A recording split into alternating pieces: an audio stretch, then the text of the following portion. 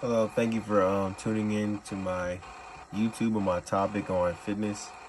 And the first source we're gonna be talking about is the title of the health benefits of physical activity. It was an article actually written by Dr. Darren E.R. Warburton. And the reason why Warburton is classified to really speak on this is because he's an alumni from British Columbia University, and he has his master's and bachelor's degrees in kinesiology and health science, which obviously deals with exercise in the human body. And pretty much this source was a study that took place to give an insight of how physical activity affects our health status. And Dr. Warburton and a few other colleagues came to these conclusions pretty much at the end of the article due to many studies and also like the collection of data. And a quote from this article is: an increase in physical fitness will reduce the risk of premature death, and a decrease in physical fitness will increase the risk. The effect appears to be graded such that even small improvements in physical activity are associated with a significant reduction in risk.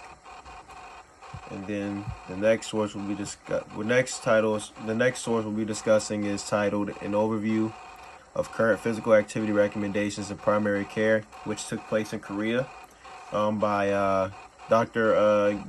Yoon Jun Yang. Pretty much, Yoon Jun Yang is pretty much classified because they're the head of the primary care in Inji Hospital in Korea, and she also has her master's in public health and also a diploma in sports medicine.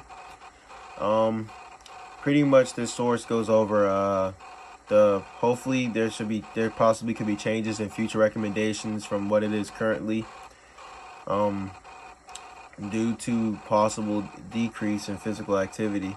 And pretty much what's in question is the duration of physical activity is enough, or is the intensity enough? Pretty much Jane came to the conclusions because there was a notice that pretty much throughout the years from about 2014, I believe, to 2017, there was a decrease in physical activity through all ages, from children to all the way up to past 60 years old.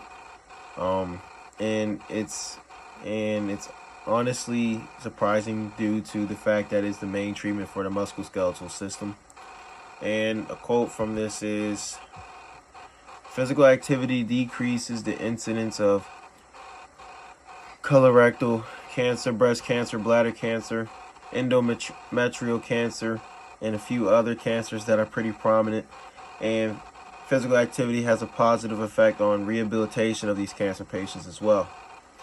The next source we'll be discussing is the reduced level of physical activity due to COVID-19 pandemic is associated with depression and anxiety levels.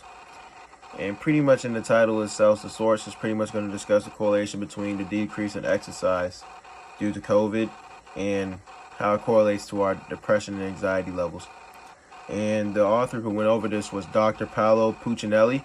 And Puccinelli's uh, pretty capable of speaking on this topic due to the fact that they're a sports medicine physician with a PhD in exercise physiology, and also has studies in psychology.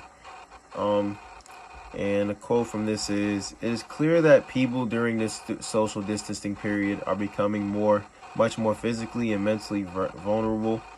And this follows up because it makes sense with the physical distancing, because say you had a buddy that you used to go to the gym with, or they're just your companion in general, and say you cannot see this companion, that could ultimately lead to you worrying about them, which affects your anxiety, and also you just being lonely, which just affects your depression. Another quote is: there was a 147% increase in sufficiently active or inactive people. Also, this result was pretty concerning because physical activity was classified by the World Health Organization, the WHO, as the fourth leading risk factor for global mortality. And then the final source we'll be going over is the title "Parental Influence on Young Children's Physical Activity." So pretty much this source is going to go over the correlation between children's screen time, such as watching television, being on their technology, anything of the sort, or just even sedentary time, and also parental influence on having their children physically active. One of the authors was going over this was Cheryl Zechovich, and who is a graduate from Laurentian University, and she's worked in the early child development departments as well as worked in pediatrics, and is actually working with a sports kinetic center currently, if I'm not mistaken. And a quote from this is, "Children who received greater parental support for physical activity were 6.3 times more likely to be highly active than inactive." Also, another quote was, where did that quote go? Here it is.